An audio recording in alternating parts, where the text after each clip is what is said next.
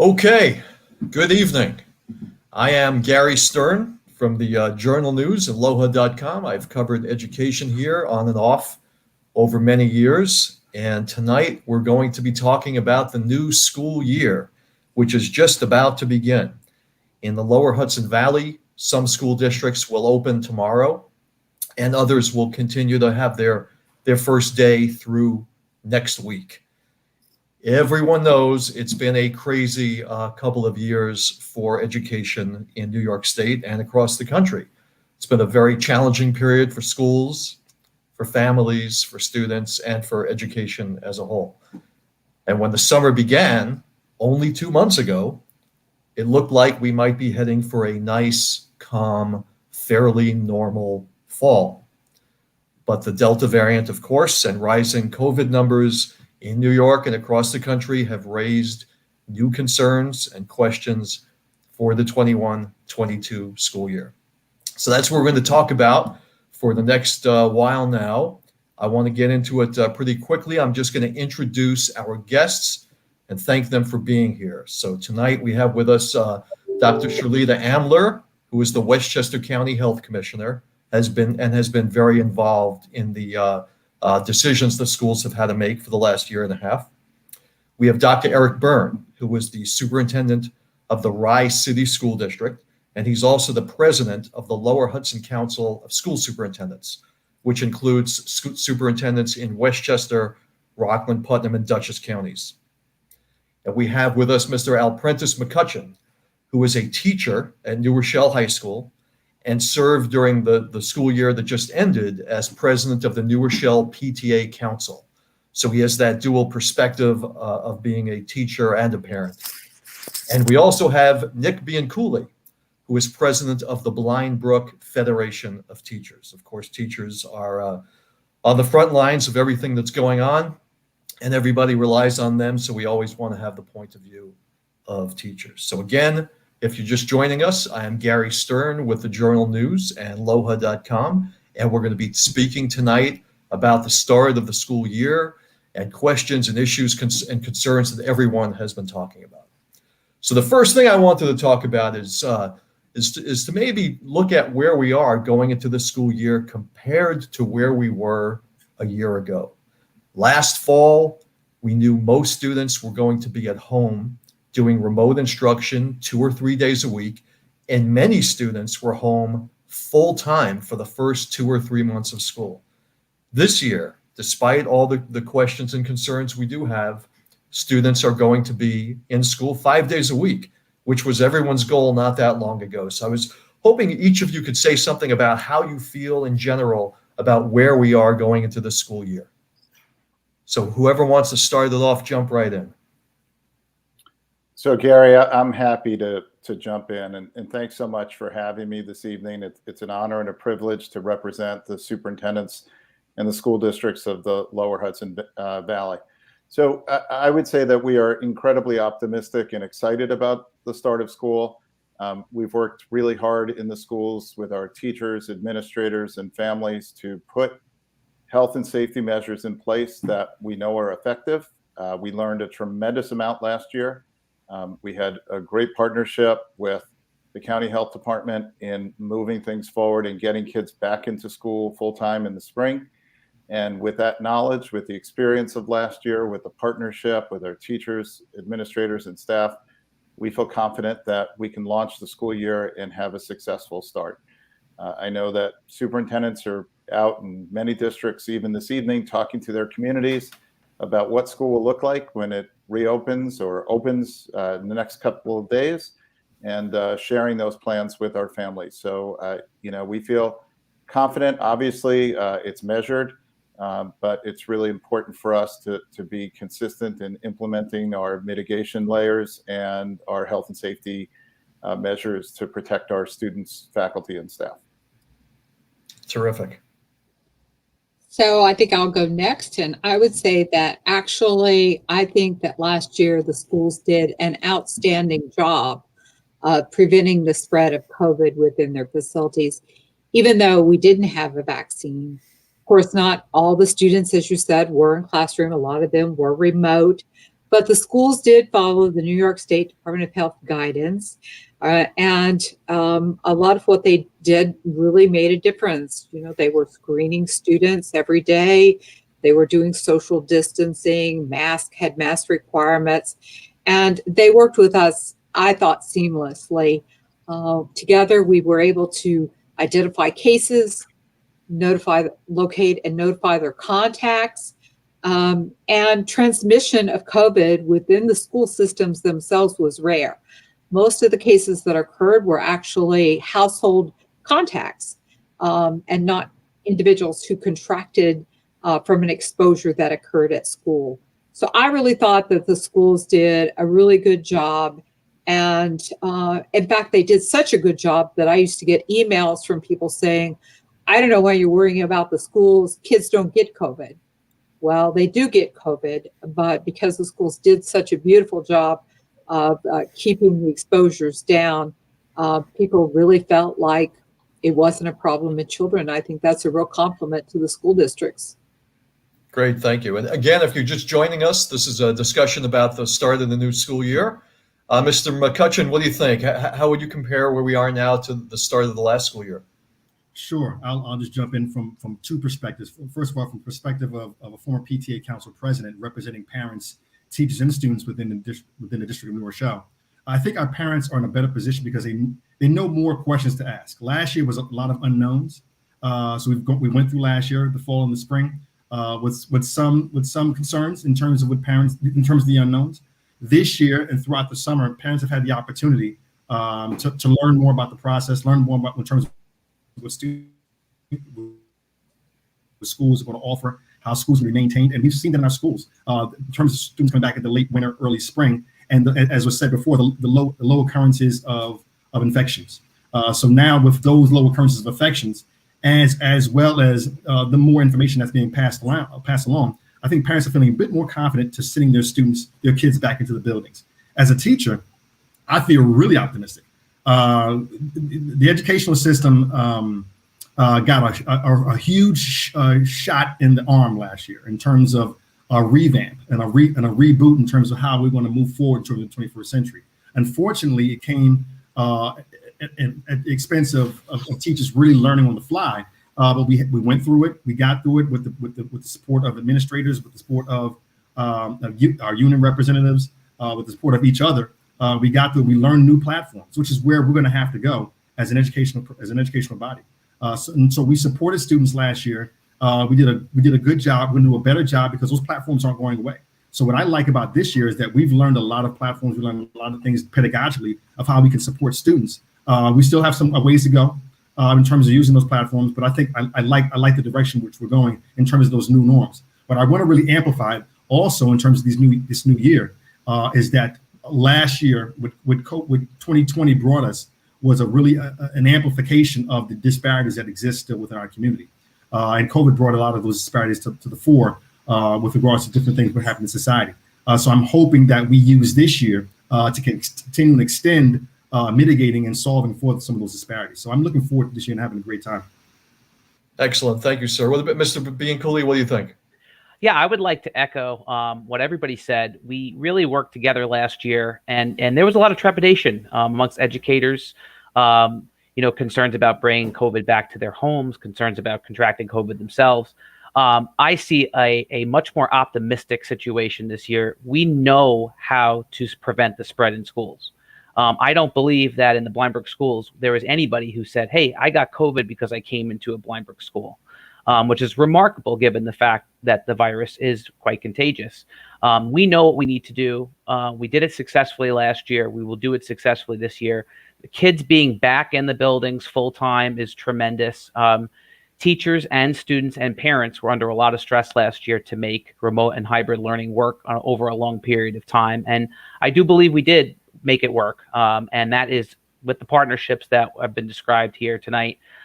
We are very optimistic moving forward, and it's going to be a great school year. We know how to keep kids safe, and we know how to educate them in this environment. So it is a world of difference between last year and this year. And I think that optimism, I hope that our families share that. I believe they do. But it is really a breath of fresh air compared to last year. Excellent. Thank Gary, you. if I could Yes. jump in and add one more piece. Yep. This time last year, many school districts were figuring out ways to get fresh air into classrooms, coming up with protocols for opening windows, getting portable air purification units. And one of the things that many districts were able to do over the summer with the support of their school boards and their facilities departments was make significant renovations to ventilation systems in schools. And as I'm sure Dr. Amler will attest, fresh air in the buildings and getting fresh air in those classrooms is probably one of the most important pieces in combating COVID. And so places where many of us had the opportunity to put portable units and sort of systems that were temporary in place, many school districts had the opportunity to put permanent solutions in place for fresh air ventilation in schools. So I think that's a critically important piece that should give all of us a little comfort as we enter into the school year. Terrific. And again, I'm Gary Stern at the Journal News in LOHUD, and we're having a discussion tonight about the start of the school year. Next point I wanted to get to is I hear from a lot of parents, and I'm sure you all have heard the same thing, who say that since the virus did not spread significantly in schools last year, and since children who do get the virus generally don't get very ill, there's no reason for schools to take extensive precautions like universal masking. So you've all heard this. Let's get to this point right away. What's your response? Well, I think I'll lead off on this one. So unfortunately, that's really a misconception. Children get COVID just like anybody else.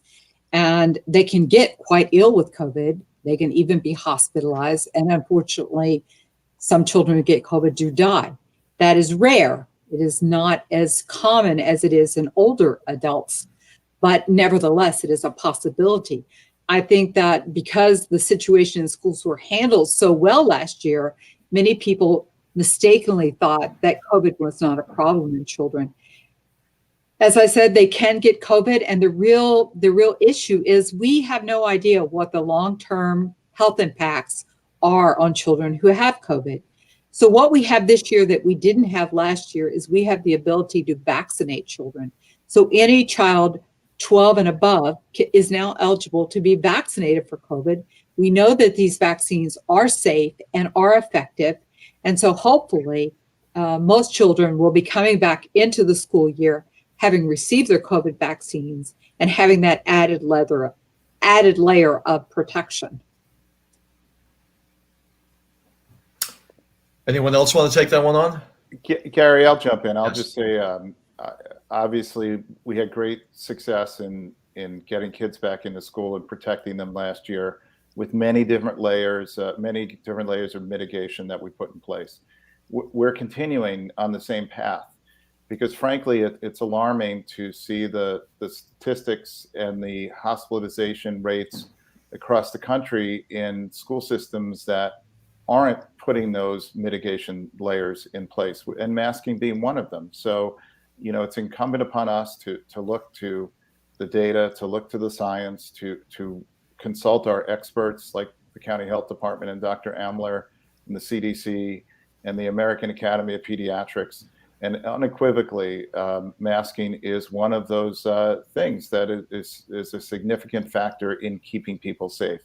And that layered mitigation is one that is so critically important. The many different steps to keep air flowing and to keep people safe in the schools. But seeing the alarming rates and frankly, seeing the shutdowns of school systems across the country where they're not taking those steps and putting the layered mitigation in place, including masking, is not where we want to be. We want our schools open. We want our kids in full time. And we want that to be from September straight on through June. And taking these steps and precautions will help us to keep our schools open. If I could add a quick thing, I would say that when I look at the number of cases, positive cases within the county of Westchester, roughly about 1/3 of our case counts are in people less than 18 years of age. So children definitely do get COVID, and they also, unfortunately, can spread COVID. So they can spread it to their siblings, to their teachers, to the staff of the schools, to their parents and grandparents.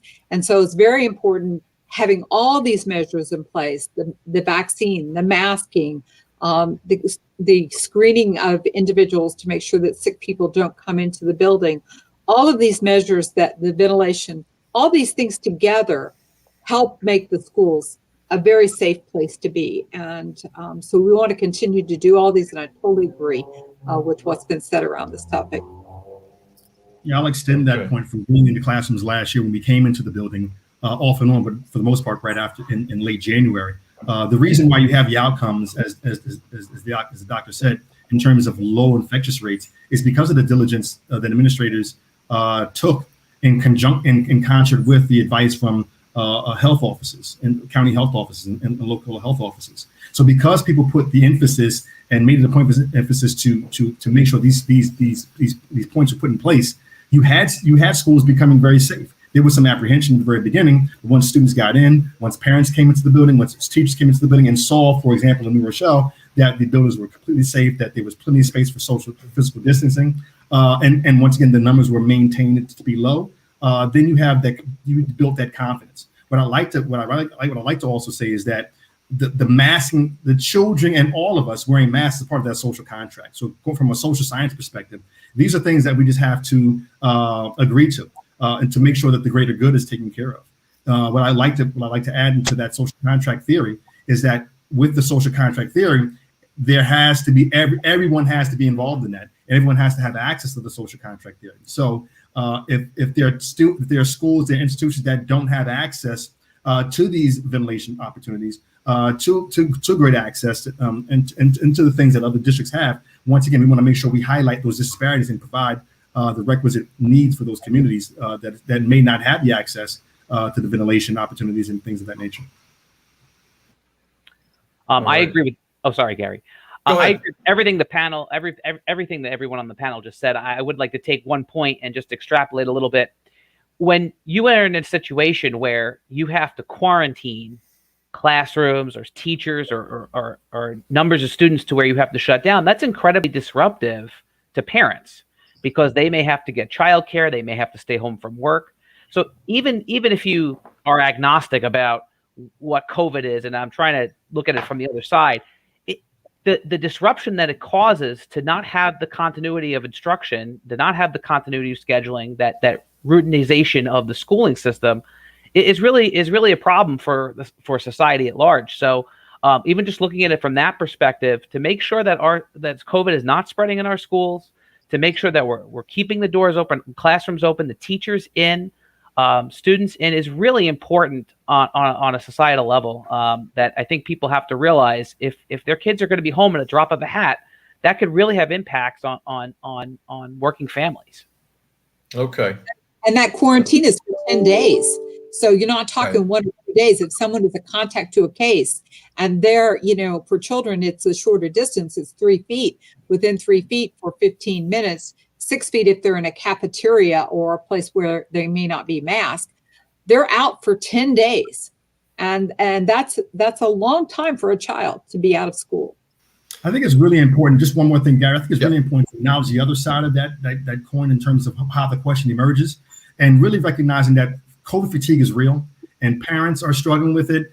Districts and caregivers are struggling with it. So part of that COVID fatigue plays in terms of the question: should there be masks? Should students or should young people or should anyone be wearing masks in the district? So we have to take into account what people are feeling, just on a social level, on many levels, and take that and take that into bear. What we have to push through and support parents and caregivers and community stakeholders with is that we have to push through and keep this going. The numbers are still low. At least in our region, we want to keep pushing, we want to keep supporting. We want to try to find things that we can do to continue to keep that support up and continue to keep the morale up through this time, because we have another fall, we have another winter to go through, and until we reach the level of viability, we're going to have to continue to support each other. So I just wanted to just echo those sentiments. That's a really good point.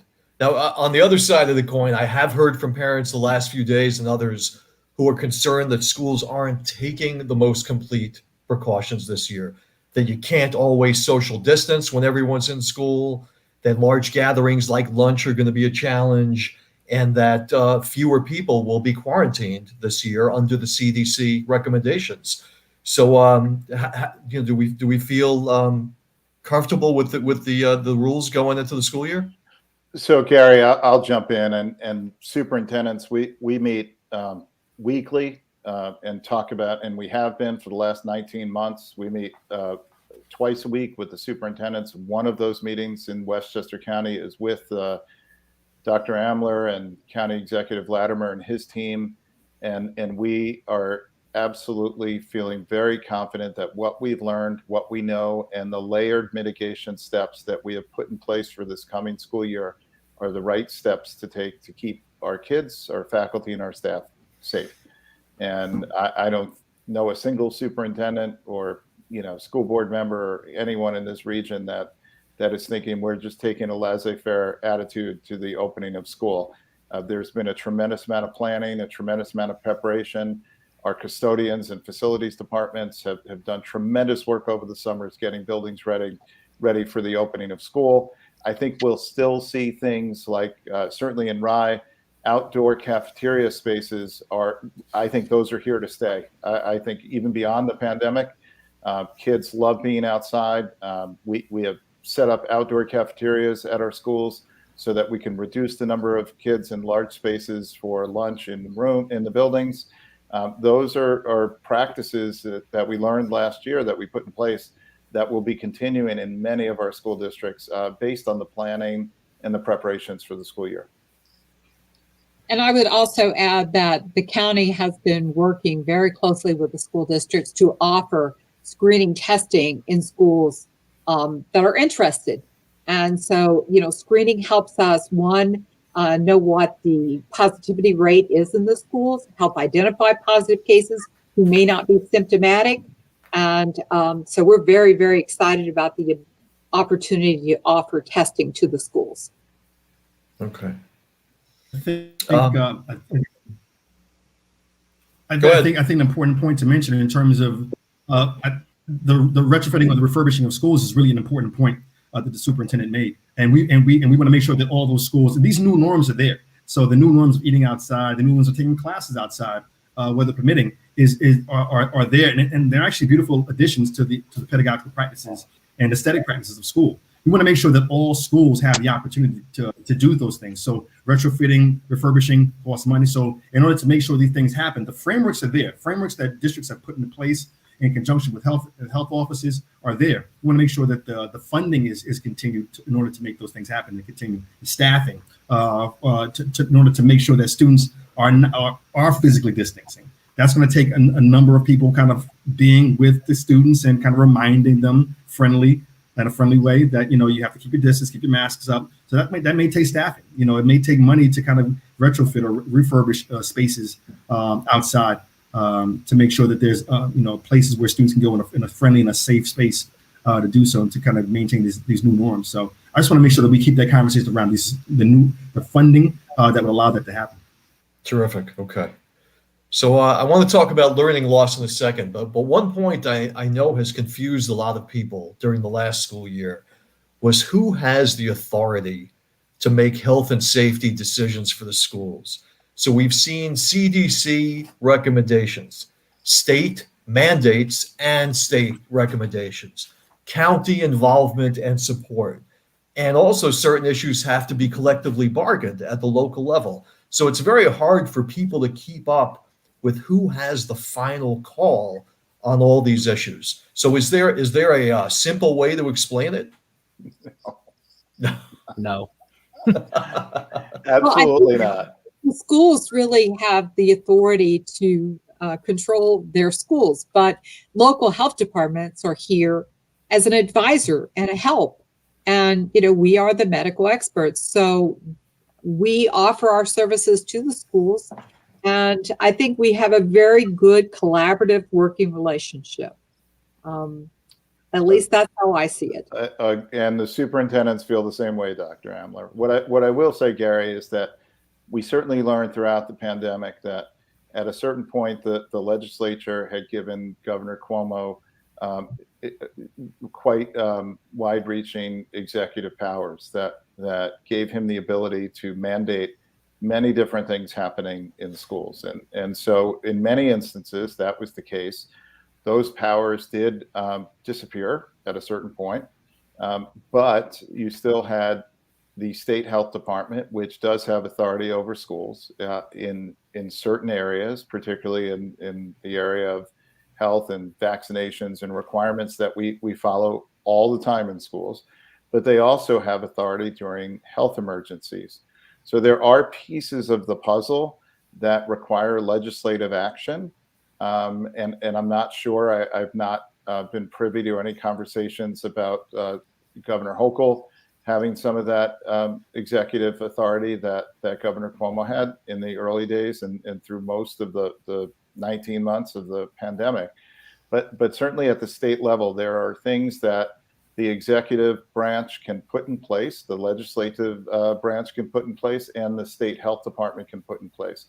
Obviously, there are things that are, we certainly need to work with our associations and bargain when necessary. And I speak for many superintendents in knowing that our working with our associations has been quite beneficial for our students, and our teachers want kids in school and want to be in school as much as parents want them in school.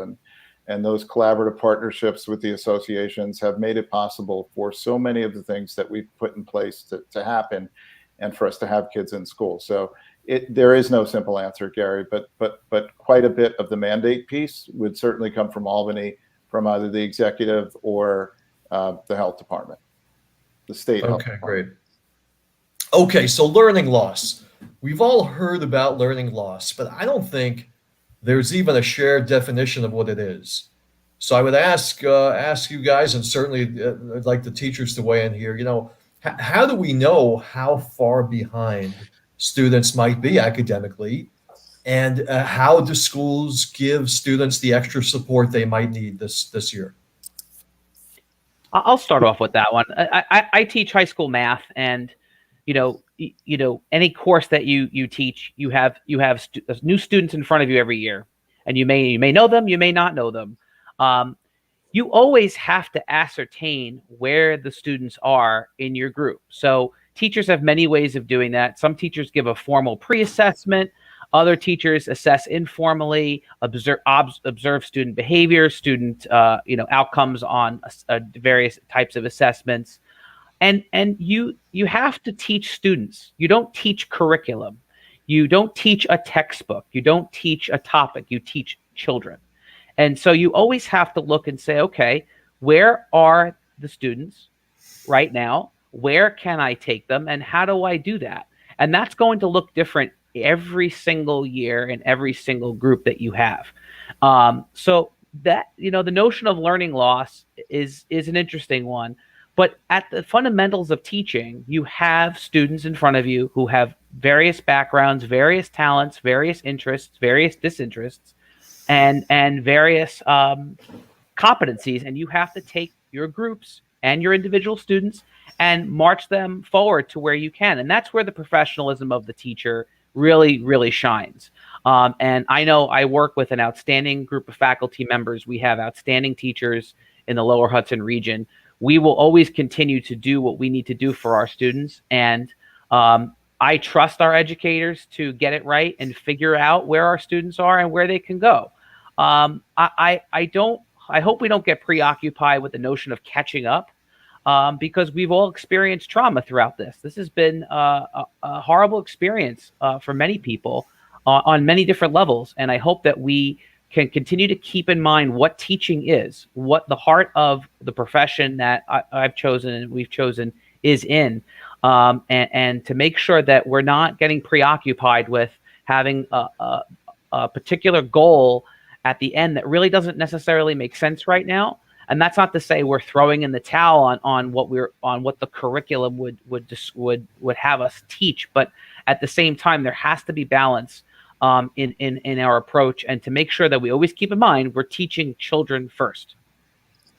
I'm going to extend. Thank you.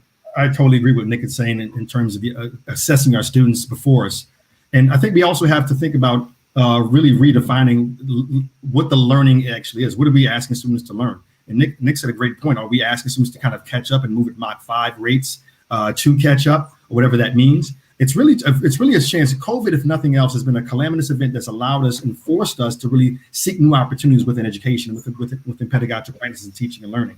So can we now take the opportunity to say, what are we defining as learning?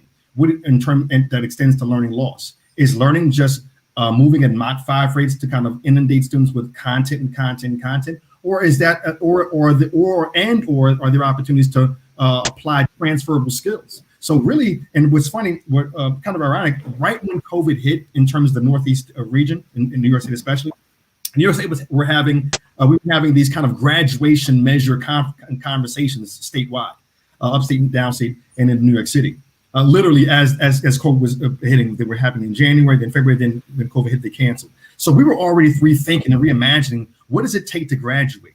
What do we have? What do we want? What kind of conferences do we want to have? What kind of pedagogical and teaching and learning practices and redesigns we want to begin to emerge right now? COVID has now thrusted us further into that conversation. We've gotten rid of regents, a moratorium on regents for the past 2 years.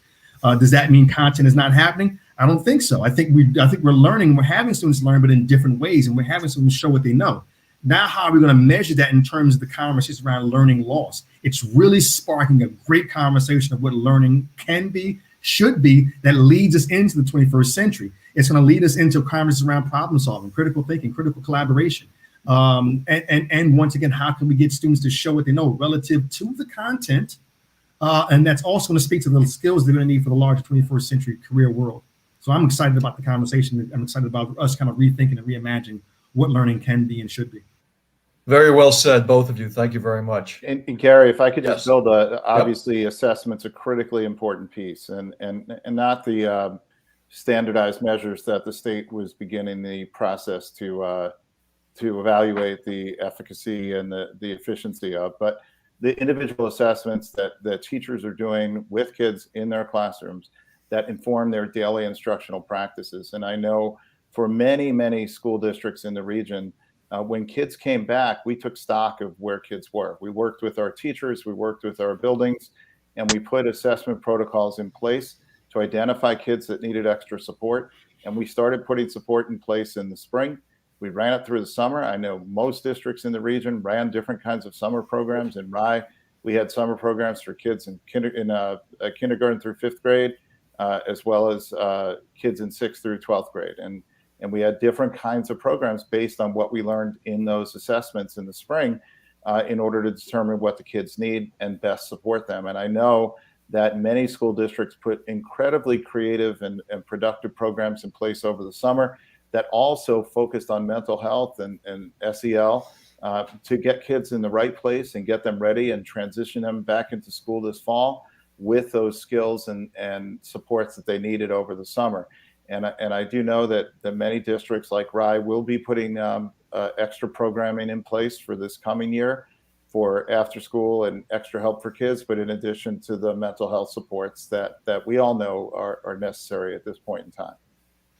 And once again, and just in terms of your question around learning loss is not a new thing. It's not a new conversation, maybe be new to some communities, but it's always been there. And it's unfortunately, it's been centered around maybe a socioeconomic lines, perhaps even racial lines and racial cultural backgrounds. So, or access to opportunities or access to certain programs that the superintendent referred to. So it's really imperative that we take COVID as the opportunity, as that has been allowed us to bring conversations to the fore, and take the opportunity to demand funding that's going to allow for such enriched programs that are being math and sciences and writing and script and language and trades and trainings and so on and so forth. So we want to make sure students are completely supported throughout the process, as well as skills-based programs that are going to help support them in the 21st century.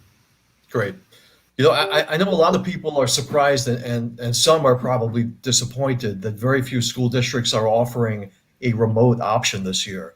I'm just wondering what you folks think about that, and kind of why schools are not fitting it in. My guess is that there really wasn't time this year to figure out how to offer it in a ongoing basis for a small number of kids. But any thoughts about remote learning quickly going by the wayside? I think, Gary, go ahead, Nick. I'm sorry.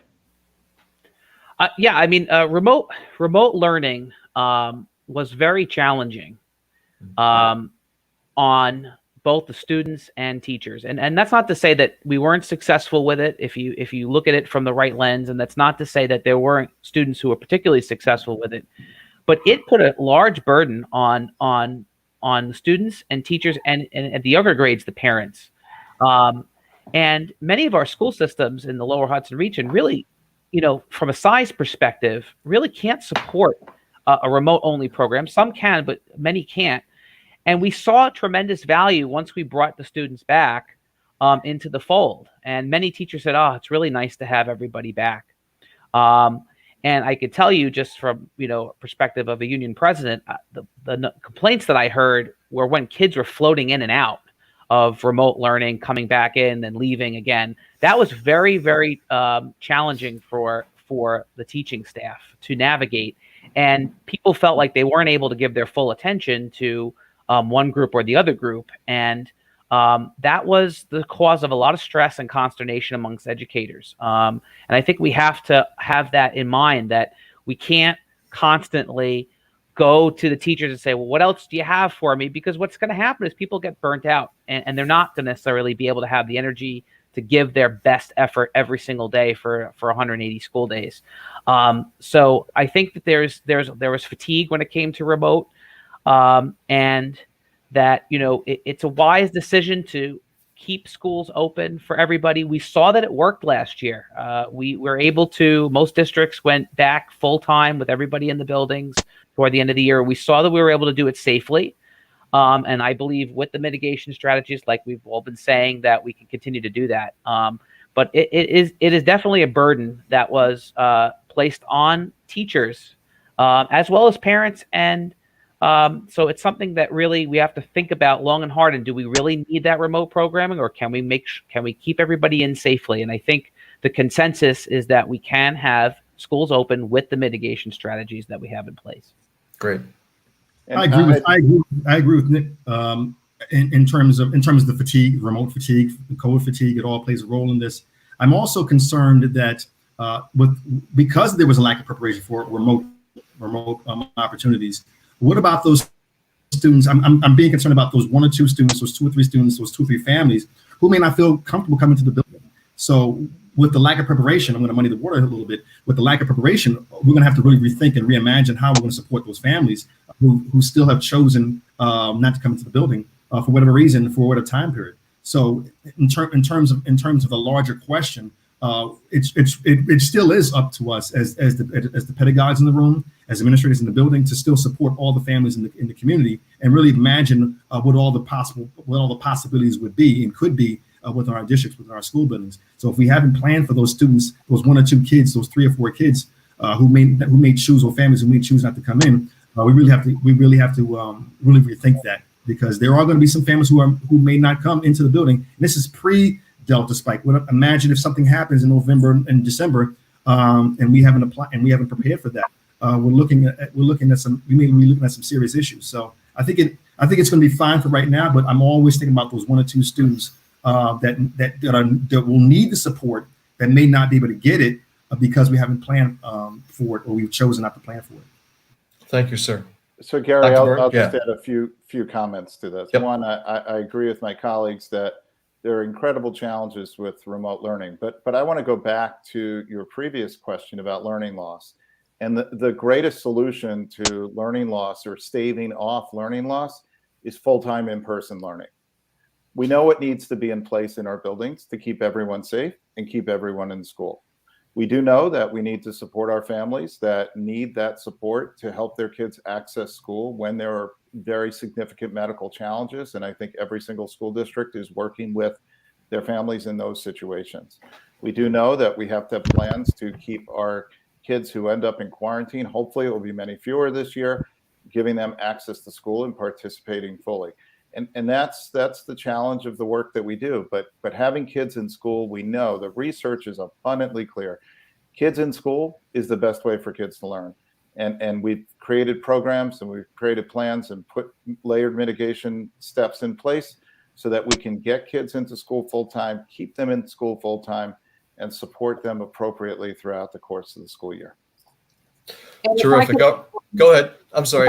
one thing here, and that is one of the ways that we can prevent children from having to go into quarantine is through vaccination, because vaccinated individuals who are exposed to a case of COVID do not have to quarantine unless they are symptomatic.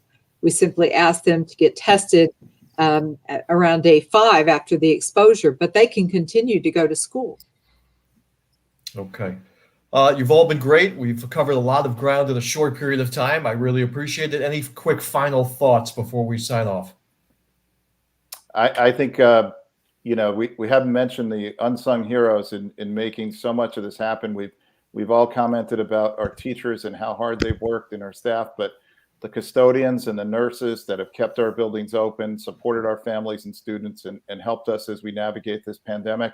They are the true rock stars of the public education system. And I know superintendents are grateful to those folks for the hard work that they've put these past 19 months and will continue to, and also to our families for their support and collaboration as we work together as individual communities to get our kids in school, keep them in school, and support them appropriately.